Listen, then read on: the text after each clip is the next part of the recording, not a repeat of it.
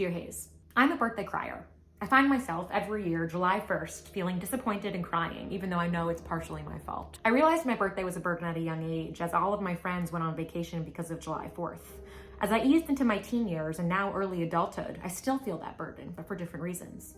I would love to be celebrated by my friends, but I feel like it would be such an imposition to ask them to do something for me.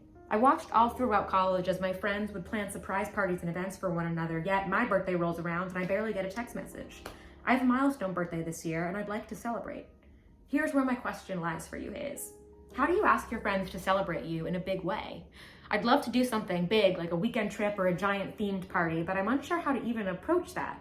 How do you ask someone to spend their money and possibly PTO to celebrate you, especially right near a holiday? I've had friends express that July 4th is their favorite. I feel incredibly conflicted, but I cannot tell if that's a me problem or a them problem. Sincerely, Birthday Bash Blues. Oh my gosh. What I love about this question is it's one of those where right when you read it, and to the naked eye, it seems really obvious. It's about someone who wants to celebrate their birthday and their friends haven't shown up for them. Which yes, I think it is about that, but it's about so much more. It's about disappointment, communication, expectations. It's about something that I don't quite have a word for. I'm gonna pause, I'm getting ahead of myself. So first things first, let's make a drink. Can you pass me my cranberry juice, please? Topo Chico. Something about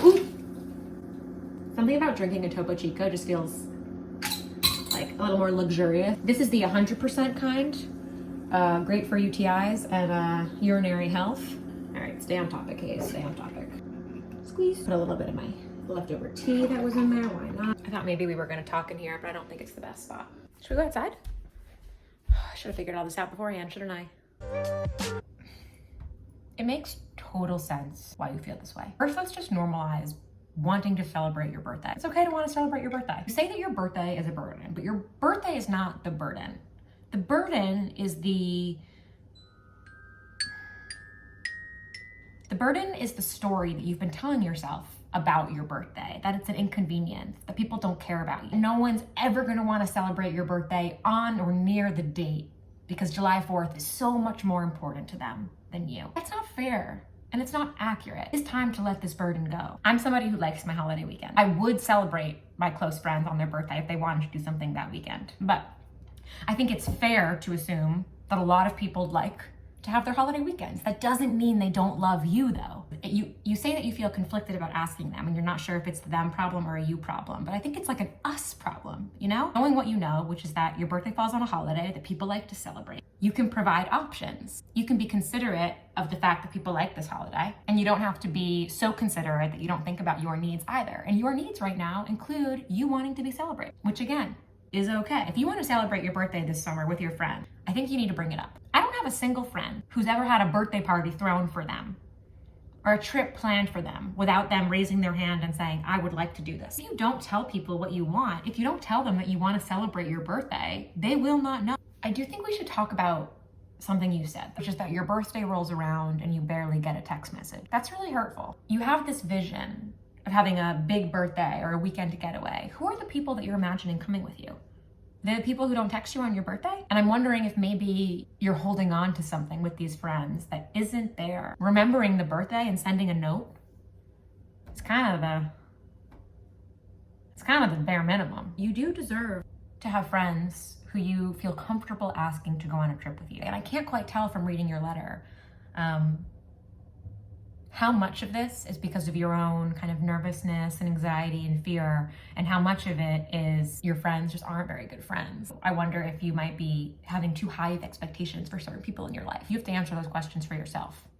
Are these people that I have in my brain, do I actually want to travel with them? Or are they just the closest people in my periphery and I love the idea so much of being someone that has a group of friends to go on a birthday trip with? That's an important question that you should answer. I don't know. If you find that you do want to do it with them, or you're not sure but you want to give it a try, then you ask. Then you just ask. Well, how do I just ask, Hayes? So I'm imagining that I'm asking my friends. This is how I actually write these things. Hey, I'd love to celebrate with you guys this year. Either of these, which weekend we wanted to see if you're available and which weekend you'd prefer. I probably sent the text, like the group text, or if there's just one or two people. No, I probably sent a group text. I'd say, hey, I'd love to celebrate my birthday with you guys this year, and I'm thinking about doing a weekend away, maybe this place or this place. Wanted to see if you're available and which weekend you'd prefer. And then I'd give the 2 weekends. It is okay to ask people for what you need. Hi guys, it's the next day. Oh, I gotta shave.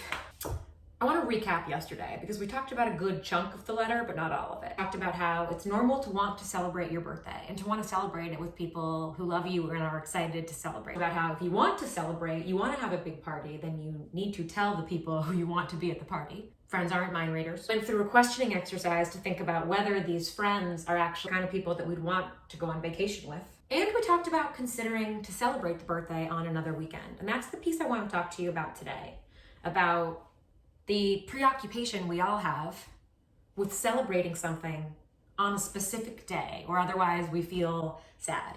I wish I had a word. I wish I had like a single word to describe what I'm about to tell you.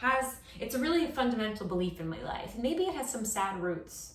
Maybe it has sad roots, but it actually has been really helpful for me. And that's, I don't ever think one day, whether it's a birthday, a holiday, a wedding, I don't think that one day is the only day for it to be great. I don't believe in putting so much pressure on one day to fulfill all of our expectations. What's the best way to describe this? The best way to describe it is probably to give you a story. My parents got divorced when I was in middle school. Might as well fold while we're here. Why is my underwear in there? All children of divorced parents know one of the most challenging parts of divorce is what do you do on holidays? Sometimes you split them.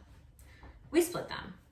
And when Thanksgiving would roll around, it always made me feel, and it still makes me feel sad to think about one parent not celebrating with us and what are they doing. But it also made me realize that Thanksgiving is a concept. It's not just a day. You can celebrate Thanksgiving on November 25th or whatever day it is, but you can also celebrate Thanksgiving, be with family, have a meal on December 1st, on December 2nd. You can celebrate at any time. Oh, this shirt's really cute. I forgot about this. I need to keep this drawer clean. I feel like I don't have workout clothes, but they're in here. They're just hiding. And I think that the birthday is another good example. Now, don't confuse this with me saying that you don't deserve to have people celebrating you on your birthday. You do, of course you do. But I think sometimes we put all this pressure on like the birthday, the day, to be the day that everybody celebrates us, everybody calls, everybody sends flowers, everybody sends gifts. And if they don't on that day, if we don't have the best party ever on that day, then we're disappointed. We feel like people don't love us. We feel like we're not worthy. We compare ourselves to other people's birthdays on social media that look amazing and filled with lots of people. It's just too much pressure. Instead of hyper-fixating on celebrating on July 4th and wondering whether your friends are gonna dislike you because you wanna celebrate on July 4th, open your perspective to thinking that it's okay if I don't celebrate on July 4th. It's okay if we celebrate on July 10th or June 15th, or I mean, June 15th is past now, but you know what I'm saying? It's okay if we celebrate on a different day because my birthday is more than just the day I was born. A birthday can be celebrated anytime. And I don't think I said it. What is this t-shirt doing in here? It's like, what hidden gems are hiding at the bottom of my drawers? I don't think I said this before, so I wanna make it super clear.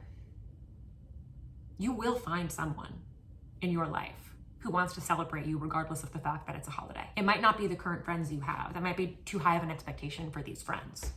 But you will find someone. Maybe, I don't know if you want to be partnered or what, but you will find someone who July 4th is no longer July 4th, but it is Birthday Blues birthday. But you won't be Birthday Blues anymore. You'll be somebody else, okay? And that's all. What's the YouTuber thing? Haze out. Did I do that right? We're learning. Hello Haze is the weekly advice column where we talk about navigating relationships with each other, with work, and with ourselves. If you like this work, the best thing you can do to support it is like this video and subscribe. And if you do, please say hi in the comments. I'd love to meet you.